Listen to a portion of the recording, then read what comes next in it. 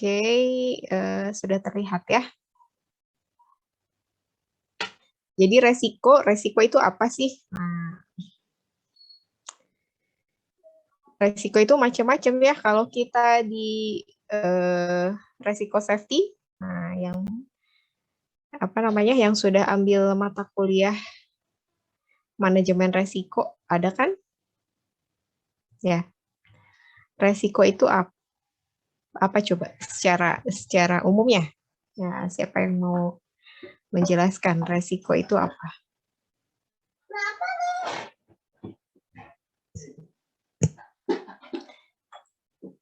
Mana ada kan ya mata kuliahnya ya, manajemen Manris ya, Manris K3, manajemen resiko K3 ya, kalau nggak salah udah. Atau manajemen resiko juga kalau nggak salah ini jadi mata kuliah wajib. Atau siapa sajalah yang mengetahui apa itu definisi resiko.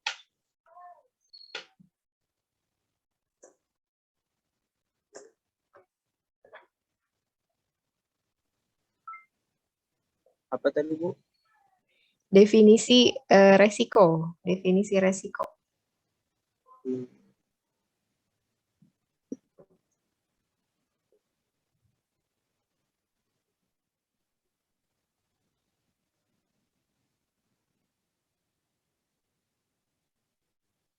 Konsekuensi dari hal yang akan terjadi, ya, yang akan ya betul ya, konsekuensi. Konsekuensinya bisa macam-macam ya, bisa dalam hal negatif atau dalam hal positif ya. Nah, biasanya resiko itu lebih ke arah apa namanya, dampak gitu ya. Apa namanya, dampak atau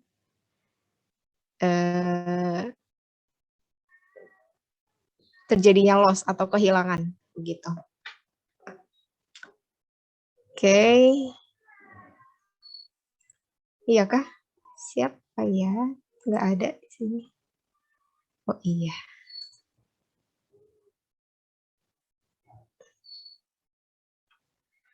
Oke ya, itu apa namanya, resiko. Kemungkinan yang akan ya. Ya kalau yang akan berarti belum terjadi gitu kan. Nah, misalnya Anda menyeberang jalan begitu ya. Lewat nyebrang dari kampus mau ke stasiun gitu kan, ada penyeberangan tanpa misalnya menggunakan lampu ya. Kalau sekarang kan udah ada lampu. Nah, itu misalnya Anda mau nyebrang, kira-kira probability, nah biasanya resiko dalam menyeberang itu pasti ada ya, entah resiko kesempet gitu ya, atau resiko terpleset gitu misalnya, sehingga mengakibatkan kecelakaan. Nah, resikonya itu pasti ada setiap kegiatan ya, pasti ada resikonya. Betul kan? Nah, lalu bahkan Anda diam di kamar pun ada resikonya. Resiko ketimpa misalnya langit-langit gitu, langit-langit rubuh, itu pasti ada resikonya. Cuman seberapa besar resikonya gitu kan? Nah, itu dilihatnya biasanya dari probability-nya ya, probability kemungkinan terjadi resiko tersebut, seberapa besar kemungkinannya. Nah, probability di mana kalau misalnya probability-nya semakin besar, maka resiko terjadinya juga akan semakin besar.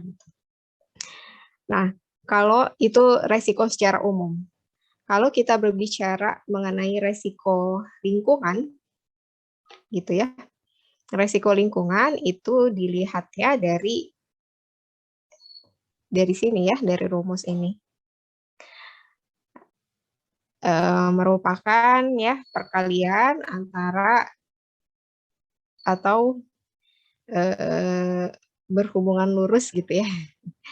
Berhubungan lurus dengan, kan ada perbandingan terbalik ya, kalau dibagi ini berhubungan lurus resiko antara exposure dan dikali hazard atau efeknya. Exposure apa itu? Exposure itu adalah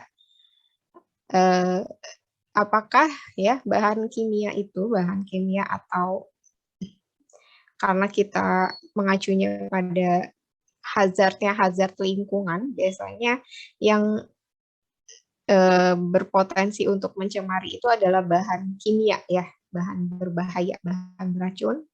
Nah, apakah bahan kimia tersebut terkena lingkungan atau manusia gitu ya?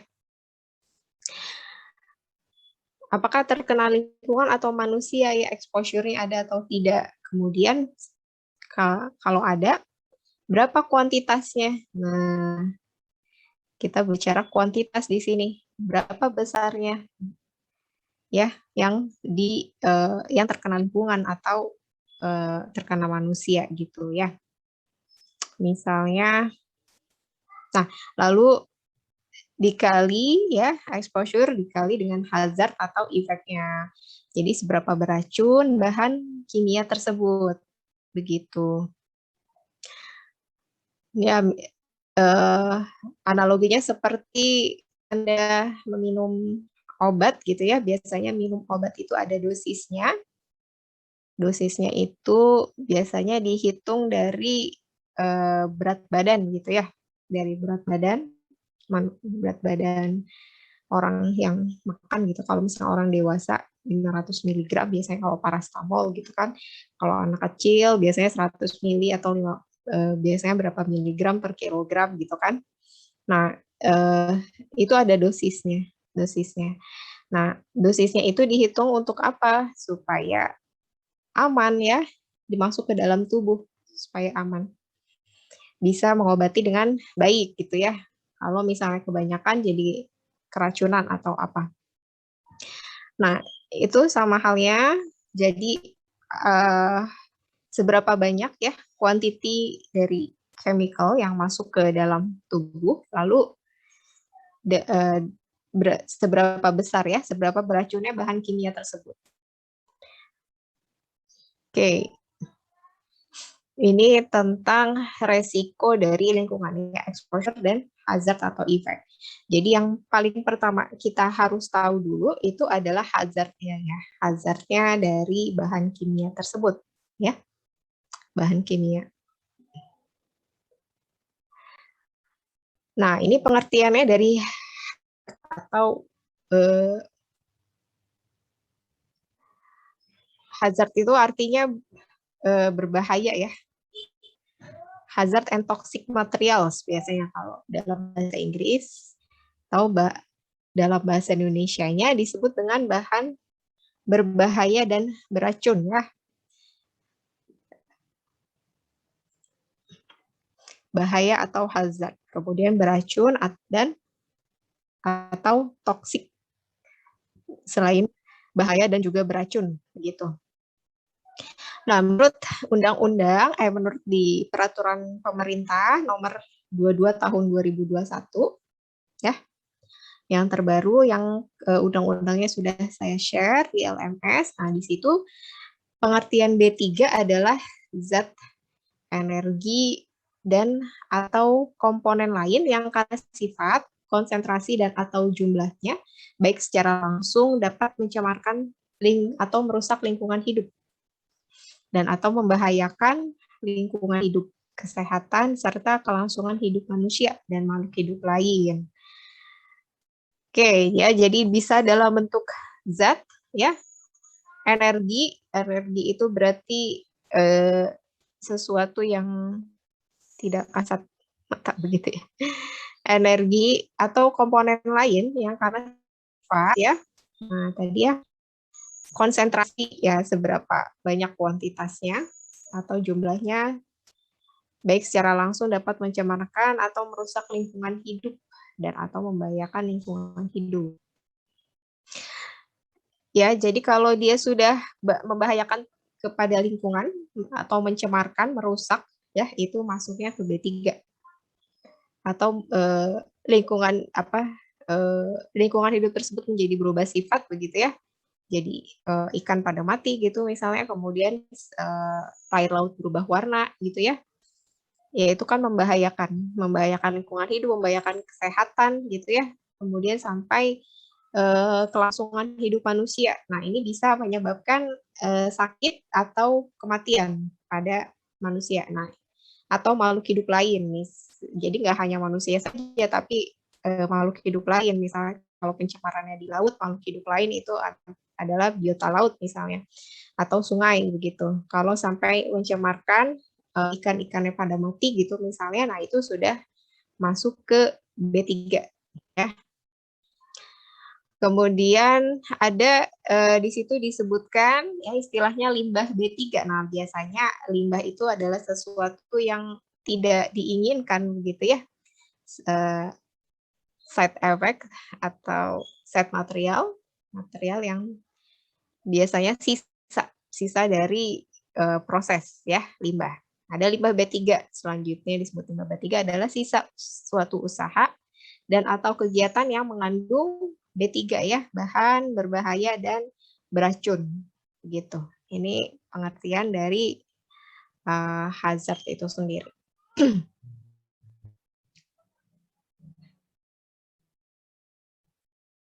Nah, di PP tersebut ya, di PP sudah ada daftar-daftar dari limbah B3 ya. Di situ sudah ada 3 golongan begitu. Ada daftar limbah B3 yang sumbernya tidak spesifik ya, ada limbah B3 yang sumbernya spesifik, dan limbah yang berasal dari industri ya. Oke, ini kita bisa lihat di lampiran 9 Peraturan Pemerintah Nomor 22 Tahun 2021. Nah, oke, kemudian di sini ada kode limbahnya. Nah, dan zat pencemarnya namanya apa? Lalu kategori bahayanya. Ya, coba kita lihat ya.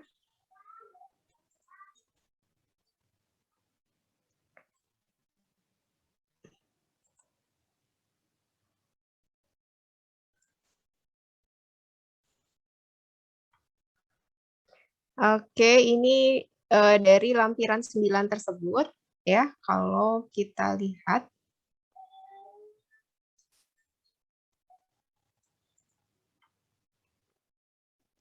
ini ada pelarut terhalogenasi, ini ada maksudnya dia punya sifat menguap gitu ya. Nah, ini kategori bahayanya satu, ada tetrakloroetilen, trikloroetilen, metilen klorida.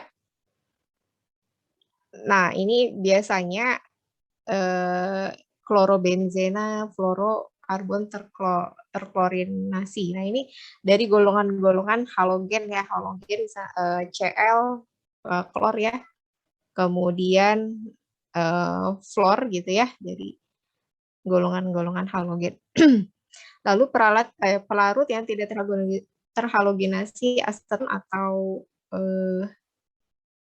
pelarut Kitek gitu ya, Kutex, etil estat, etil benzena, etil ether, etil benzena itu termasuk ke dalamnya bensin ya. Kemudian etil ether, metanol yang biasa digunakan sebagai pelarut industri ya, metanol adik kakak sama etanol ya. Etanol itu alkohol. Oke, kemudian ini golongan apa rumus kimianya segi 6 semua ya, metanol, etanol, metil etil keton gitu ya, isobutanol, piridin, benzen ya, ini termasuk ke dalam B3. Nitrobenzen yang biasa digunakan untuk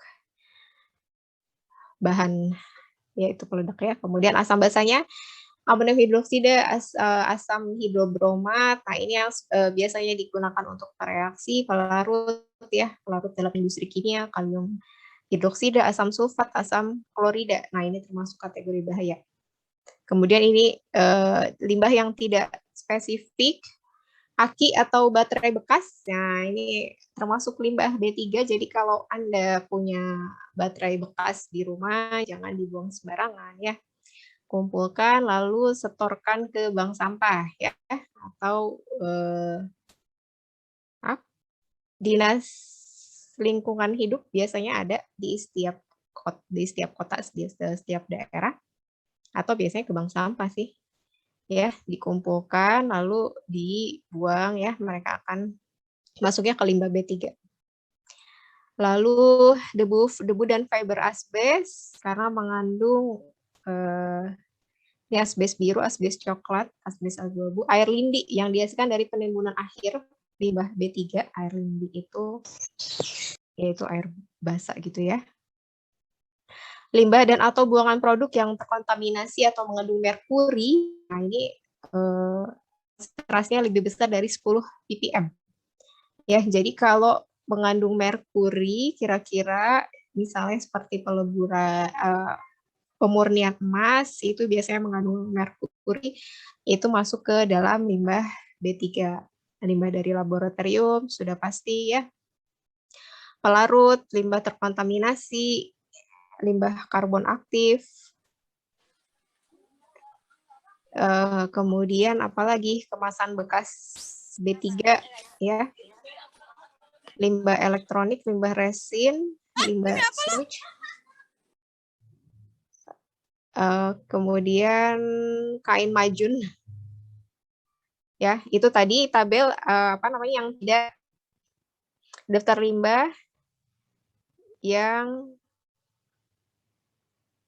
sumbernya tidak spesifik, jadi bisa dari mana saja ya. Nah, kalau di sini itu daftar limbah yang kadaluarsa B3 yang tumpah, B3 yang tidak memenuhi spesifikasi produk yang akan dibuang, dan bekas kemasan B3. Nah, ini merupakan lebih ke bekas kemasannya ya, bekas kemasannya atau limbah B3 kadaluarsa yang menyebabkan perubahan pada struktur kimianya sehingga bisa menyebabkan pencemaran gitu ya. Oke, ini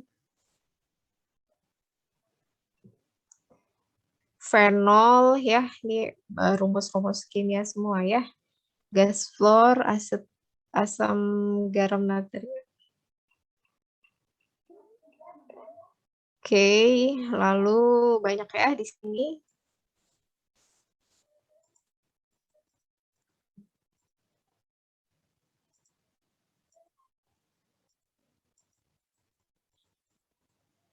Oke, di sini ada DDT. Nah, ini biasanya dikloroetiledina ya, itu adalah salah satu dari hasil pestisida ya. Pestisida.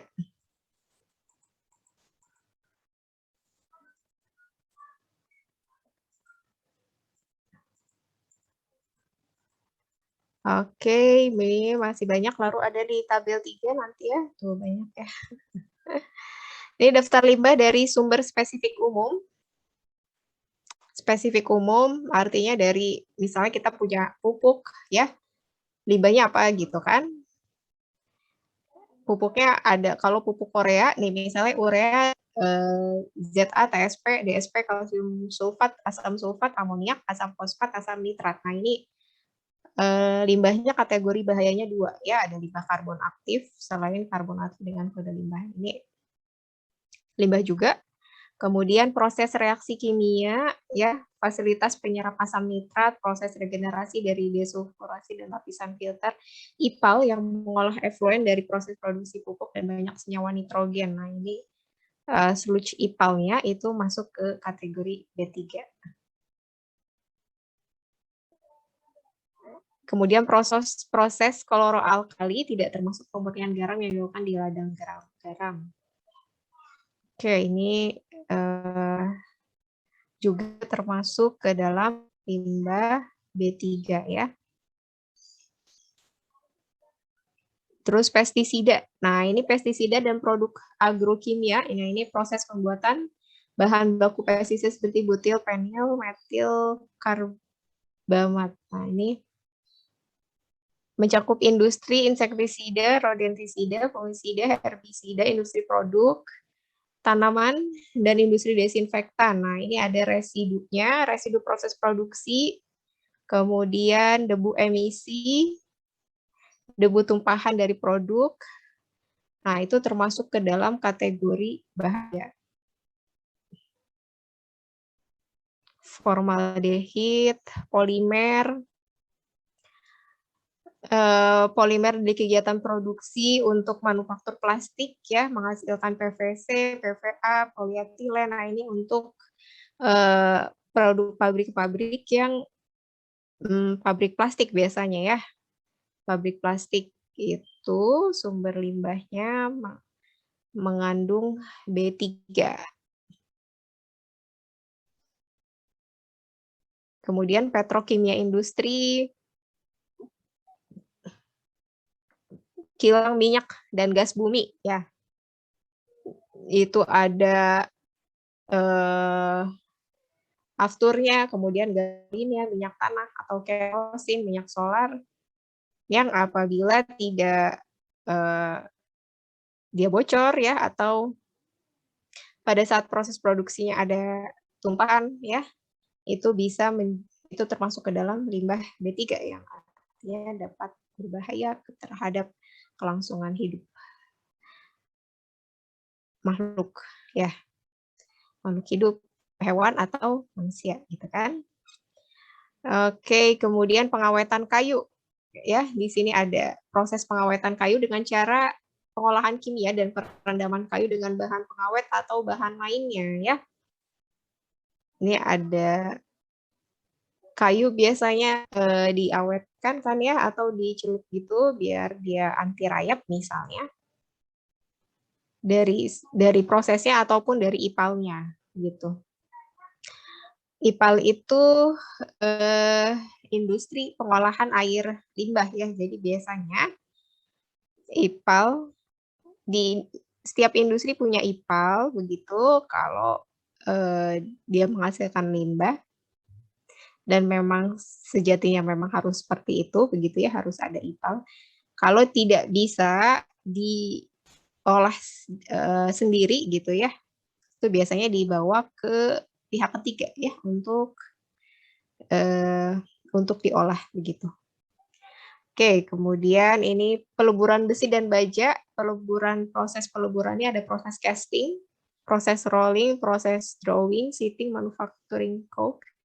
Nah, ini ada jenis limbahnya, ada fluxin agent, limbah amonia, kemudian sludge amonianya, residu dari proses produksi kokas, terus dari peleburan, debu dari fasilitas. Nah, ini debu juga termasuk ya, termasuk limbah B3. Debu kupola, emulsi minyak dari fasilitas pendingin, sludge ipal yang mengolah effluent dari cake oven atau blast furnace. Nah, kemudian operasi penyempurnaan baja, ini juga ada. Peleburan timah, nah ini jarang ada ya, peleburan tembaga. Peleburan aluminium, ini biasanya di industri-industri peleburan logam ya. Proses logam, nah itu termasuk ke dalam proses plating ya, atau di lapisannya di pelapis. Proses peleburan aki bekas, industri peleburan mangan, tinta kegiatan yang menggunakan percetakan kertas, plastik, dan tekstil, termasuk de-inking pada pabrik bubur kertas. Nah, itu termasuk ke dalam B3 ya, sludge tinta, kemudian kemasan bekas tinta, bahan produk yang tidak memenuhi spesifik teknis atau kadaluarsa, waste oil base ya, indispose. Nah, itu kalau punya kemasan printer di rumah ada tinta, biasanya dikasihin ke pengelolanya ya, ke ininya.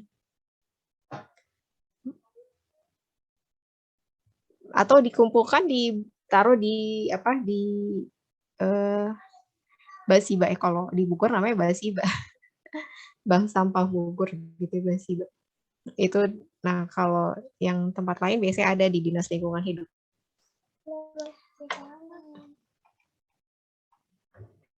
Nah, kemudian manufaktur perakitan kendaraan, nah ini juga ada limbah B3-nya termasuk ke dalam pelarut ya. Pelarutnya elektroplating, kemudian cat, lalu baterai bekas, baterai yang tidak memenuhi spesifikasi tes. Nah, ini masuk ke residu proses produksi baterai bekas, baterai yang tidak memenuhi spesifikasi dan baterai kadaluarsa. Nah, ini nomornya limbahnya B3-nya 2 ya. Baterai sel basah atau aki, rakitan komponen. Oke, di sini pertambangan ya. PLTU, penyamakan kulit, zat warna dan pigmen, farmasi.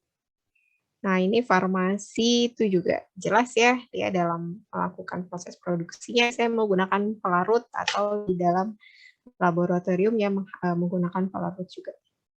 Rumah sakit, oke, nah ini juga hasil limbah-limbah yang infeksius, termasuk ke dalam limbah B3, kemudian obat yang kadaluarsa, bahan kimia kadaluarsa, peralatan yang terkontaminasi itu masuknya ke B3. Fotografi, dulu ada larutannya, sekarang nggak ada mungkin ya, nggak pakai tinta. Sabun, deterjen, produk pembersih, nah ini dari industrinya ya, jenis industrinya. Pengolahan minyak nabati, metal hardening, metal plastik. Jadi setiap, nah ini laundry and dry cleaning, kemarin ada yang cerita ya. Nah, proses cleaning dan degradasi memakai pelarut organik dan pelarut kaustik yang kuat. Nah, ini ada larutan kaustik bekas. Kaustik itu larutan yang basah atau biasanya mengandung SLS ya. Itu juga masuknya ke kategori bahaya 1 begitu. Lalu ada sludge dari proses cleaning dan degreasing. Lalu dari pengoperasian insenerator atau limbah fly ash itu jadi masuk kategori 1, tadinya di peraturan sebelumnya fly ash itu kategorinya 2 kalau nggak salah. Nah, ini kemudian gelas keramik atau enamel, pup dan kertas, fotokopi, toner bekas itu masuknya ke dalam limbah B3 kategori 2. Oke, itu tadi ya dari umum. Sekarang daftar limbah B3 dari spesifik khusus ya. Spesifik khusus. Debu, fly ash, bottom ash, ini dari hasil proses pembakaran batu bara atau tungku industri, bottom ash, proses pembakaran batu bara dan atau tungku industri. Kemudian sludge ipal, gypsum, kapur, trailing. Nah, jadi hampir setiap kegiatan ya, even itu ada kegiatan di rumah seperti mencuci begitu ya, atau baterai bekas itu bisa ada potensi ke limbah B3 apabila tidak ditangani dengan baik begitu. Nah, di Indonesia sudah ada peraturannya ya. Jadi pengolahan limbah itu dari industri memang sudah diatur sedemikian rupa di undang-undang gitu. Lalu jika ada yang misalnya kalau B3-nya masih keluar begitu ya, masih ada di lingkungan gitu. Nah, itu yang dilihat, yang dianalisis gitu ya. Kalau misalnya limbahnya sudah tertangani dengan baik, di sana ada IPAL ya, ada IPA, lalu ada kolam limbah, ada saluran yang khusus untuk langsung menuju IPAL begitu. Lalu di sana ada proses pengolahan limbahnya. Nah, mungkin itu sudah baik, dan kalau misalnya sudah bagus, bisa dibuang ke tap water atau dibuang ke kali biasanya. Nah, itu kalau sudah diproses. Jika limbah-limbah yang tidak terdeteksi, maksudnya yang tidak diproses dengan baik oleh manufaktur, nah itu yang bisa mengancam dan dibuang ke lingkungan misalnya, dan itu yang bisa mengancam keselamatan makhluk hidup, begitu ya, adanya pencemaran atau kerusakan lingkungan. Oke, di sini lengkap ya isinya. Biasanya dihasilkan oleh industri, hampir industri di sini ada ya. Industri apa yang nggak ada? Industri makanan kali ya. Industri makanan. Oke. Itu tadi sumber limbahnya, hazardnya.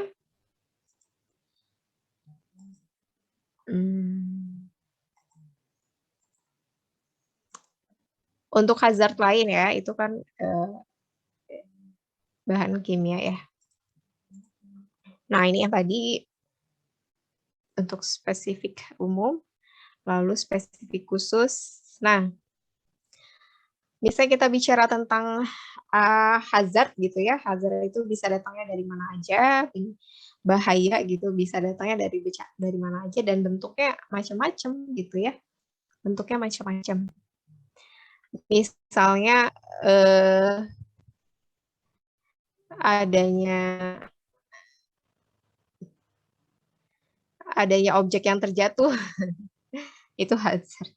Hazardnya dalam bentuk berbeda gitu ya. Nah, ini saya mau menceritakan kepada Anda selain hazard.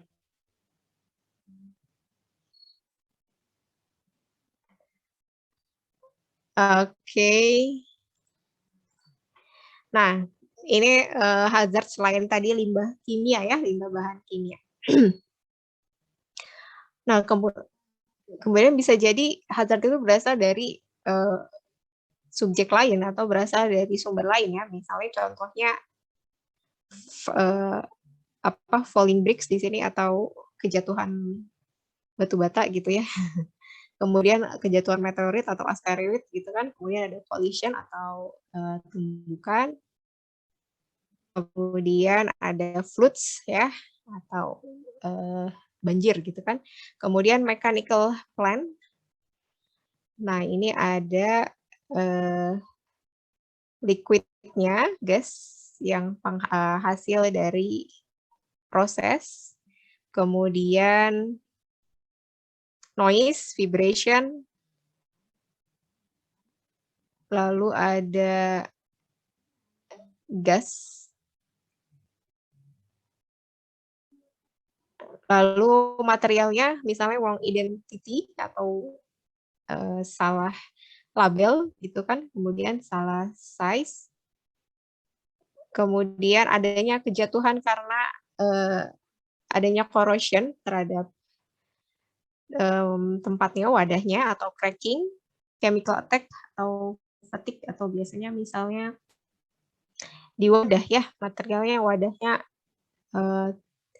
terjadi kebocoran gitu misalnya. Kemudian electrical, flashover and burns, fires, explosion, power dip, wrong connection, loose connection. Nah, ini dari sumber listrik. Kemudian dari chemical and petroleum, ada explosion ya, kebakaran, toxic material, kemudian kesalahan pada mekanik ya. Kemudian di food processing ada error dalam proses, kemudian failure to sterilize ya, kesalahan pada sterilisasi. Kontaminasi produk bisa juga dari cross contamination ya. Ini pharmaceutical, ada toxic release of virus, side effect of drugs. Kan kemudian obat yang salah guna gitu kan. Packaging error, labeling yang tidak sesuai, kemudian error proses, kemudian sterilization atau kesalahan pada sterilisasi, proses sterilisasi. Ini nuklir, ada radiasi, kebocoran pada toxic material, loss of control. Lalu domestik ya, ada pemanas, kemudian kompor ya, tangga, swimming pool atau kolam renang, dan kriminal. Nah, itu berbagai bentuk hazard yang dalam bentuk yang lain begitu. Selain bentuk kimia. Oke, dari sini ada yang mau ditanyakan? Dari bentuk-bentuk limbah kimia ya. Jadi kalau dari sini itu sudah jelas apa saja limbah kimia yang berasal dari sebuah industri begitu ya. Nah, dari sini juga Anda bisa, kalau misalnya industri tersebut baru sehingga tidak teridentifikasi apa saja limbah kimianya di situ, nah bisa dilihat ya prosesnya. Nah, apakah dari prosesnya itu nanti keluar ada limbahnya gitu ya. Misalnya kayak apa ya? Produksi yang belum ada di sini apa misalnya menghasilkan klorobenzen atau menghasilkan etanol misalnya. Itu masuk ke dalam kategori bahayanya karena dia bisa menghasilkan api gitu ya. Atau kalau misalnya dibuang ke badan sungai, dia bisa mencemarkan gitu.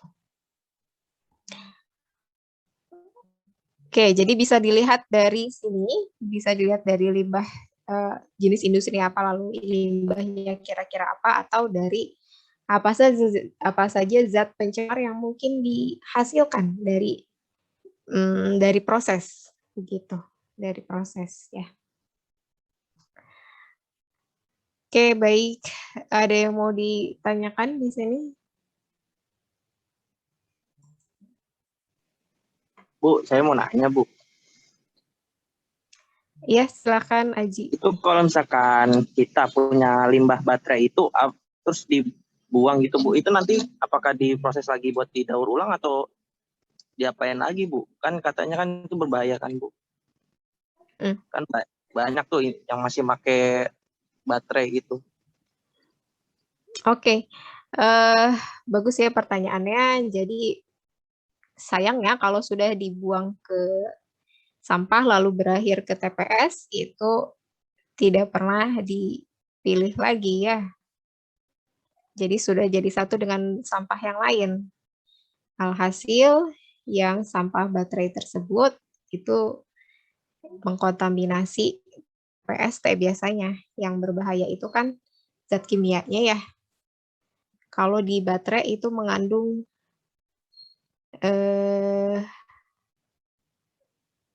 apa sih? Kalau nggak salah tuh apa ya, saya lupa. Nah, itu zatnya itu berbahaya kalau terkena lingkungan. Jadi kalau misalnya dibuang ke tempat sampah gitu, biasanya sama petugasnya atau petugas TPS-nya udah nggak mungkin dipilah-pilih lagi gitu. Jadi langsung dibuang ke TPST. Nah, itu yang beresiko terhadap pencemaran. Ataupun misalnya kalau TPST pun dalam prosesnya itu biasanya ada leakage atau kebocoran, ya. Nah, kebocoran itu nanti yang bisa berpotensi mencemarkan lingkungan ya, leakage-nya atau kebocorannya, atau misalnya di TPA gitu ya, tempat pembuangan sampah akhir, ada explosion gitu, misalnya ledakan, nah itu bisa jadi sangat berbahaya gitu. Jadi memang harus di treatment-nya itu dari rumah gitu, dari sumbernya langsung dipisahkan. Nanti kalau misalnya sudah dipisahkan kemudian bukan dibuang sih, diberikan gitu ya. Kalau dibuang kan lewat tempat sampah ya. Kalau diberikan itu ada serah terima gitu ya. Diberikan ke misalnya pengumpul ya, ke Dinas Lingkungan Hidup atau bank sampah atau ada sekarang banyak pihak ketiga yang menangani masalah sampah rumah tangga gitu ya. Nah, itu biasanya mereka pisahkan gitu, lalu mereka treatment di sana. Jadi ada treatment khususnya untuk limbah batu baterai begitu. Sehingga dia tidak mencemari lingkungan.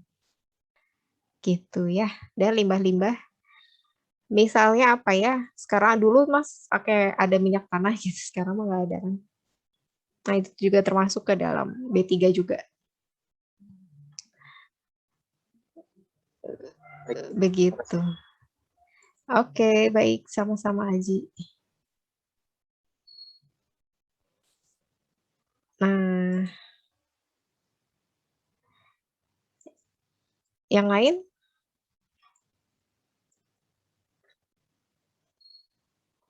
Jadi setiap industri itu punya potensi ya, punya potensi untuk menghasilkan limbah gitu.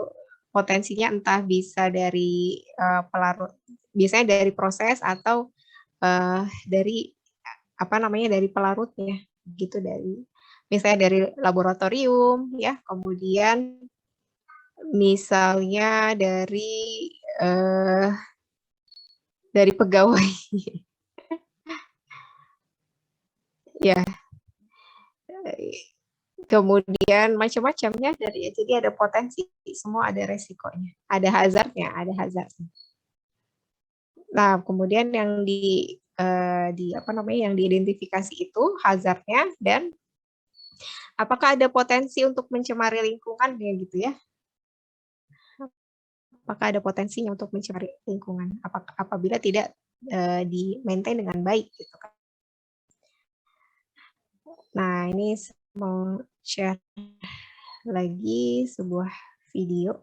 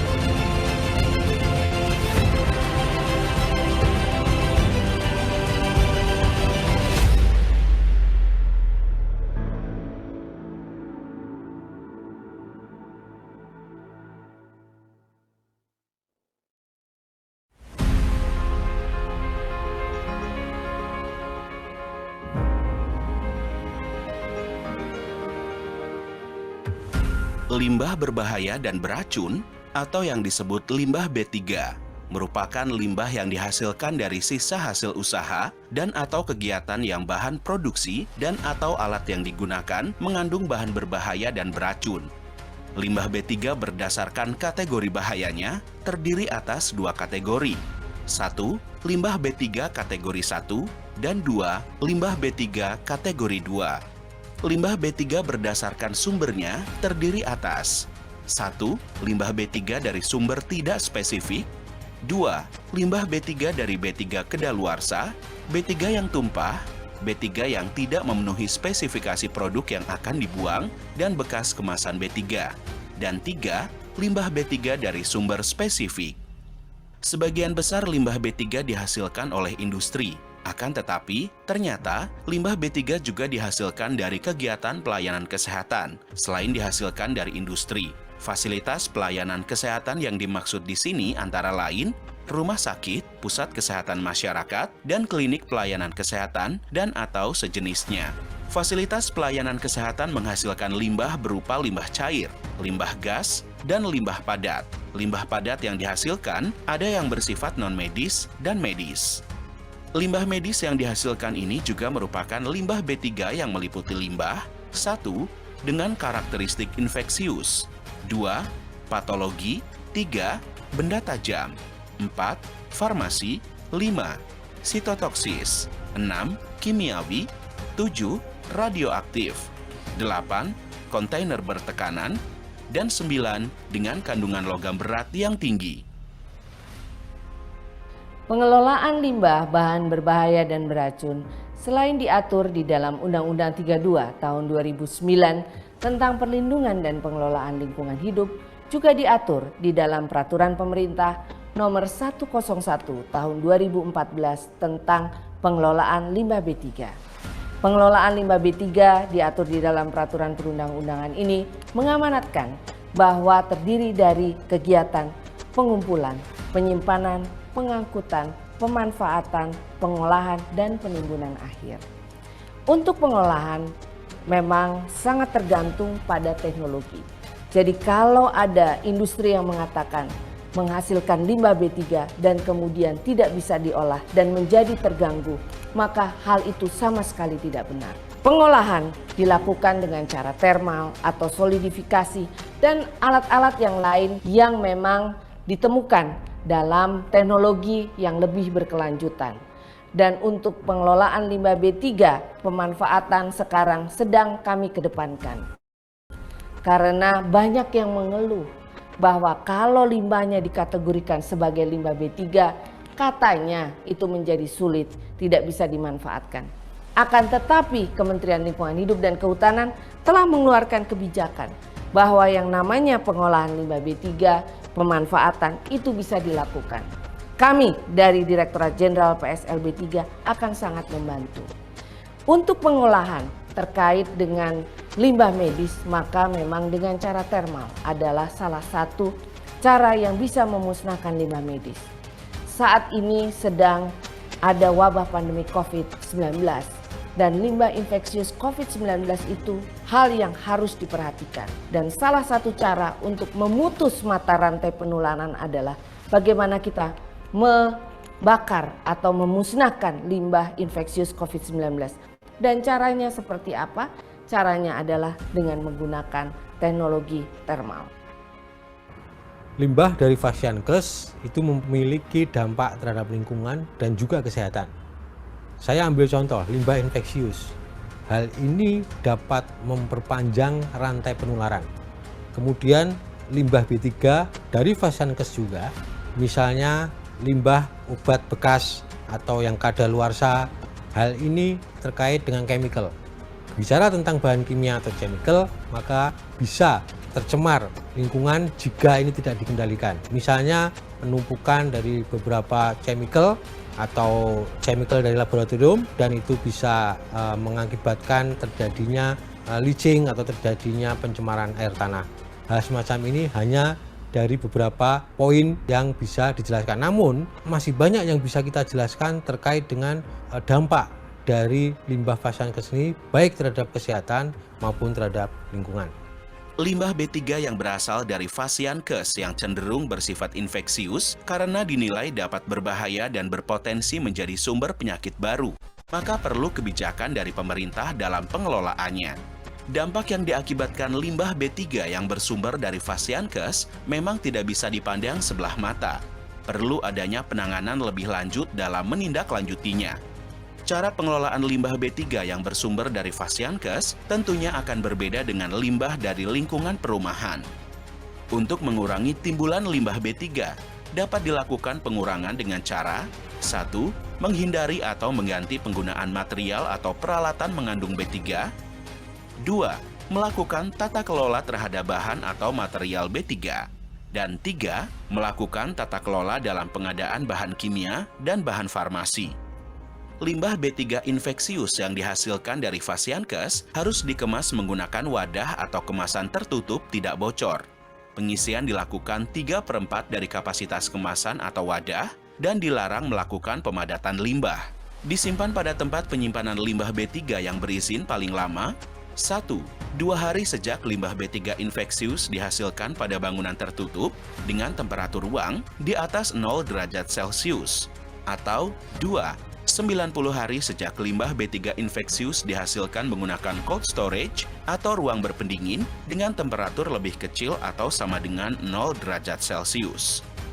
Limbah B3 dari Fasiankes dari kategori bahayanya merupakan limbah B3 kategori 1, sehingga pengangkutan limbah B3 menggunakan alat angkut limbah B3 tertutup yang telah memiliki rekomendasi dan izin pengangkutan limbah B3 untuk diserahkan ke jasa pengolah limbah B3 yang memiliki izin pengolahan limbah B3.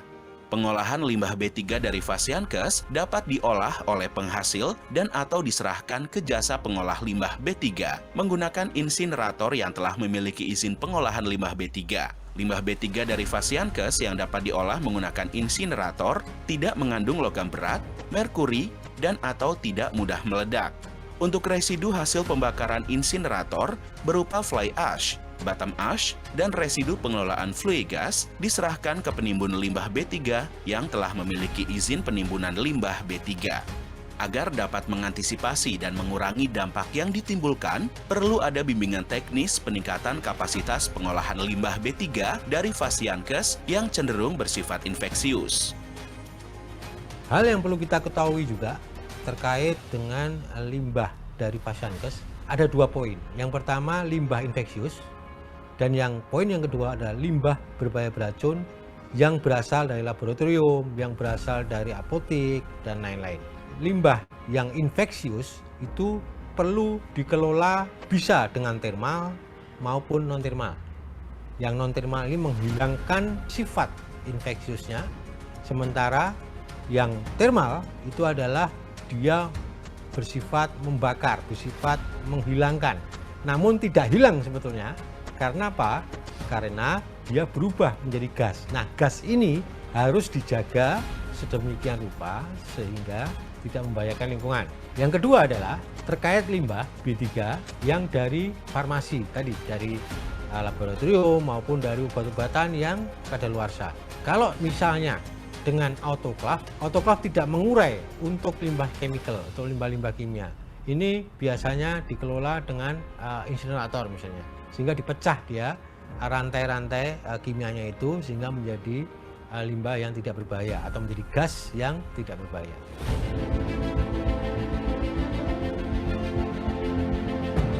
Tata cara dan persyaratan teknis pengelolaan limbah B3 dari Fasilitas Pelayanan Kesehatan atau Fasiankes tertuang dalam PP nomor 101 tahun 2014, Permen LHK nomor P56 tahun 2015, Permen LHK P95 tahun 2018. Persyaratan pengolahan limbah B3 meliputi A.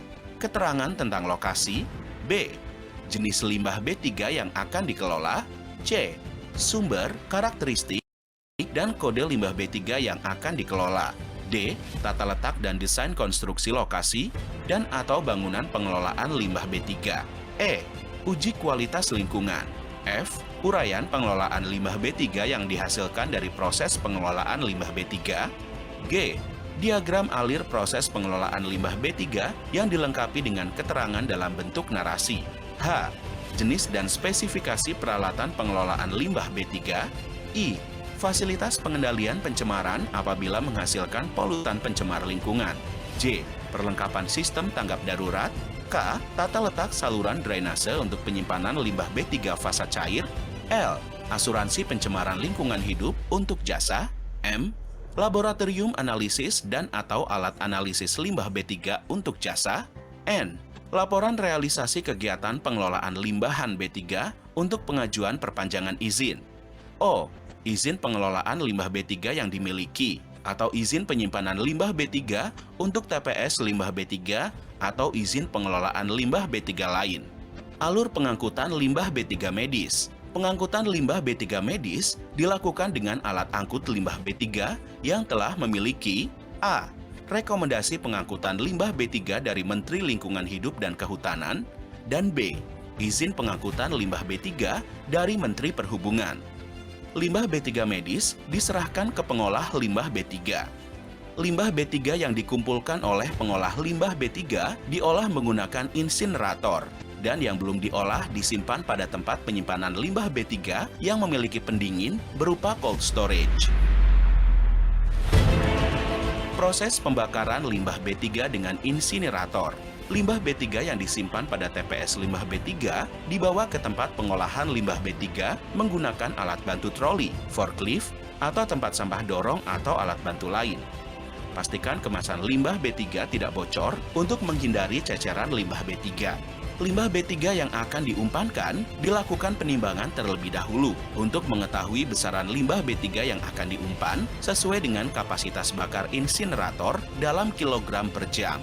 Mengaktifkan alat pengendali pencemaran udara, misalkan wet scrubber atau cyclone, dan lain-lain. Proses pengumpanan dibagi beberapa kali dari total maksimal kapasitas pengumpanan dalam 1 jam. Pengumpanan dilakukan setelah dilakukan pemanasan ruang bakar pertama mencapai temperatur 350 derajat Celcius dan ruang bakar kedua mencapai temperatur 400 derajat Celcius. Pada saat operasional temperatur, ruang bakar pertama dikondisikan agar mencapai temperatur 800 derajat Celcius dan pada ruang bakar kedua mencapai temperatur 1000 derajat Celcius. Perhatikan emisi pada yang keluar dari cerobong. Pastikan kondisi emisi tidak hitam.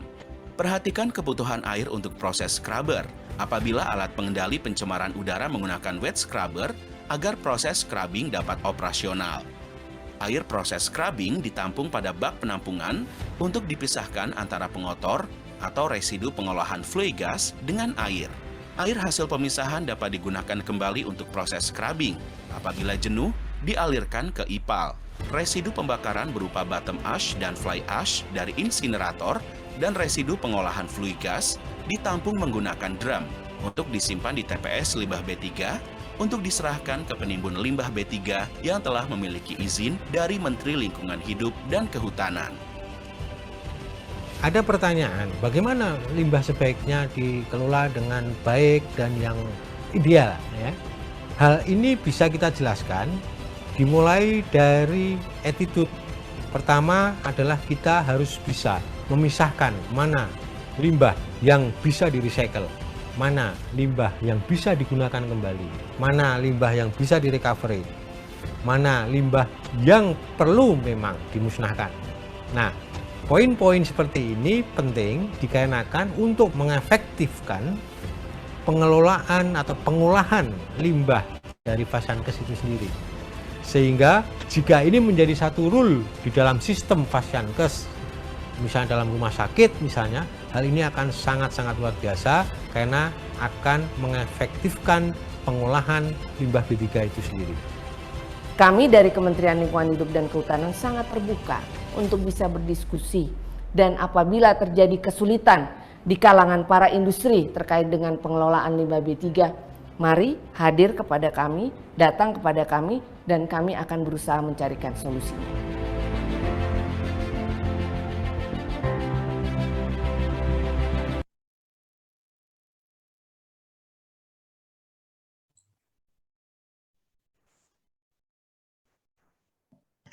Oke, itu video yang menarik ya dan bagus dari Kementerian Lingkungan Hidup. Nah, itu bisa dilihat bahwa pemerintah itu sudah membuat undang-undang ya agar limbah B3 itu tidak mencemari lingkungan gitu ya. Tidak berdampak pada kerusakan lingkungan, kemudian berdampak pada kesehatan ya atau kelangsungan makhluk hidup dan hewan dan manusia begitu. Nah, tapi ada kalanya beberapa pencemaran itu bisa terjadi ya. Nah, itu mungkin yang tidak teridentifikasi atau tidak ada mereka tidak tahu regulasinya biasanya. Oke. Dari sini ada yang mau ditanyakan atau tidak? Nah, data yang terakhir itu bilangnya 5R, udah bukan 3R lagi ya, sekarang 5R. Oke. Kalau tidak ada, kita buat tugas saja, tugas untuk minggu depan ya.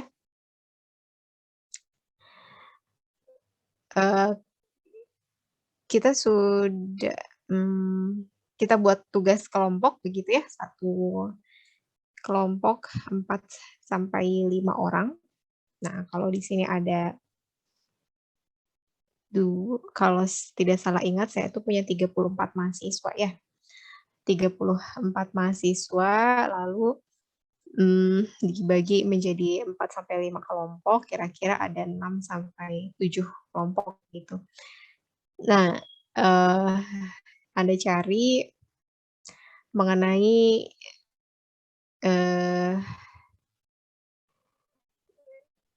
dampak lingkungan dari sebuah kegiatan ya.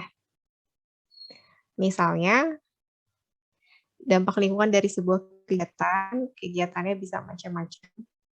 Dan ada dampaknya gitu yang pernah terjadi gitu, yang terjadi ada korbannya, entah korban jiwa atau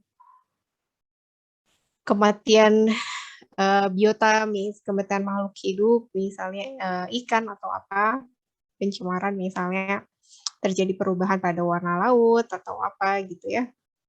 Nah, cari sebuah studi kasus begitu yang sudah pernah studi kasus tentang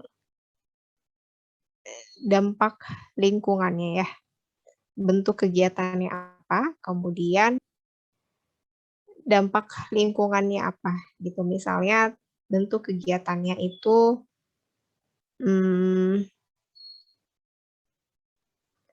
apa ya, yang sudah pernah terberitakan gitu ya.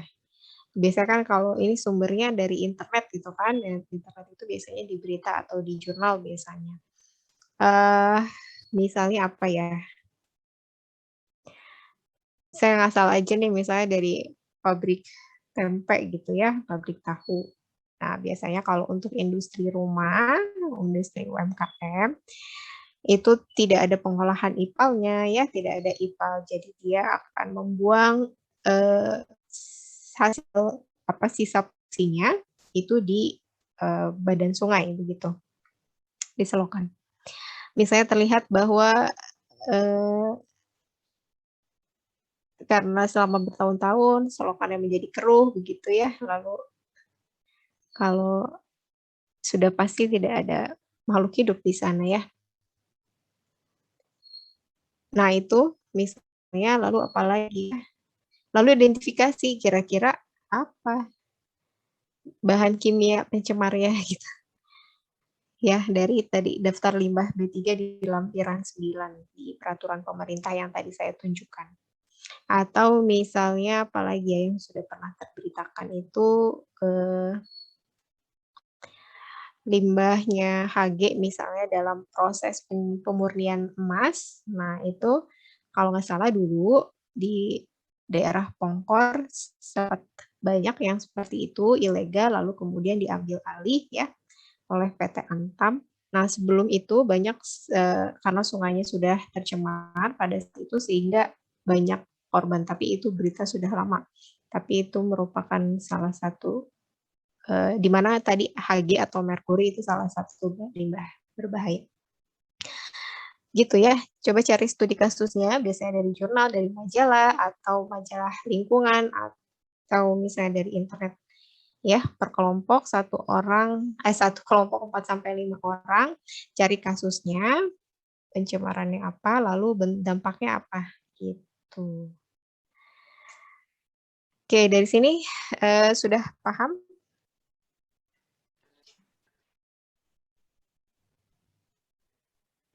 Ibu tadi satu kelompok 4-5 orang atau 6 orang tadi, kalau nggak salah ngomongnya 4-5 orang. Oke, Bu. Jadi Ini buat makalah aja, Bu. Iya, buat resume aja, sahabat. Hmm. Boleh. Makalah, bentuk makalah. Gitu ya. Kelompoknya bebas aja ya. Bebas ya.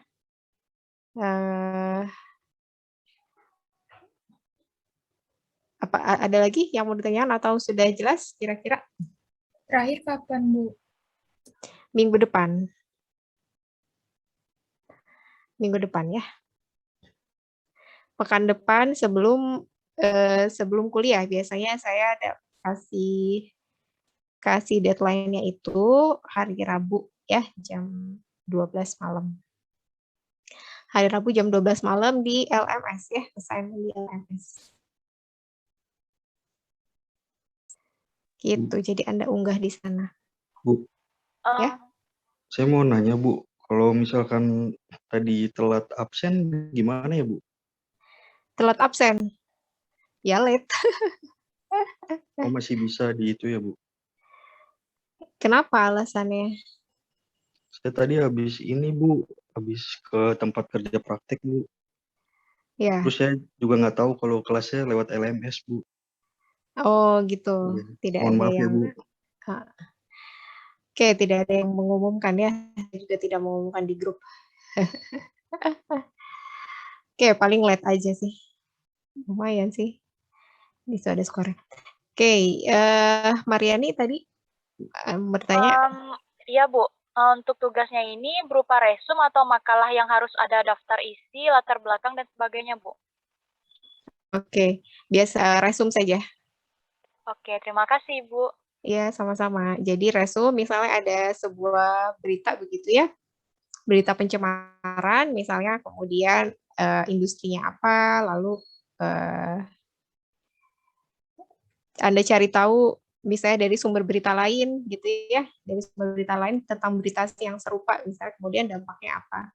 Lalu kira-kira kenapa bisa begitu gitu ya? Apakah dia memiliki limbah B3-nya itu jenis apa gitu ya? Dampaknya. Sehingga bisa menjadi dampak ke lingkungan. Dampaknya bisa macam-macam ya, bisa kerugian, bisa ke kesehatan atau kematian makhluk hidup di sungai atau di laut gitu, atau misalnya perubahan tadi ya pada warna laut misalnya. Kemudian bau sungai gitu misalnya. Itu berarti ada pencemaran. Baik. Ada lagi?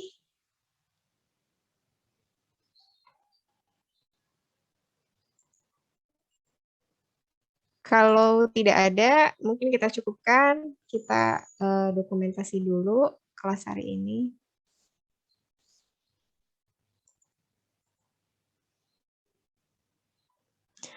Ya, jadi saya dengar juga ada beberapa yang dari Anda sudah mulai kerja praktek begitu ya. Jadi alangkah baiknya let me know what you do while the PJJ gitu ya.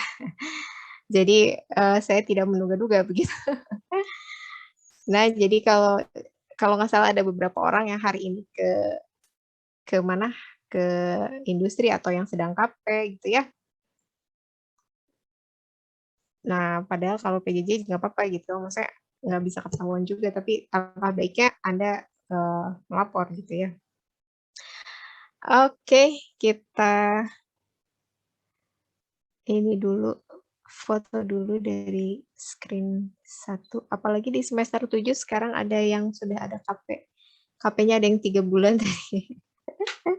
Nah, itu kan pasti mengganggu ambience ya, mengganggu proses belajar Anda gitu. Jadi sebaiknya saya tahu gitu. Jadi kalau misalnya Anda kenapa-napa dengan nilai, oh misalnya lagi KP, jadi bisa saya kasih misalnya materi atau tugas gitu ya.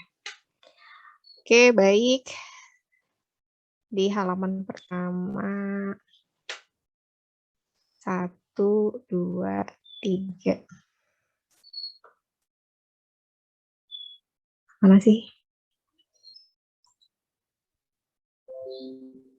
Oke, lalu halaman kedua. Ini kita save dulu.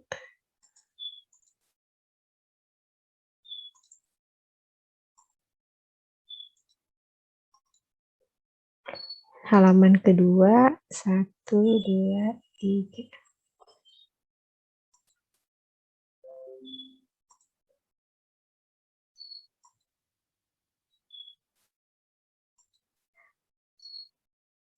Ya, sudah semuanya terrecord.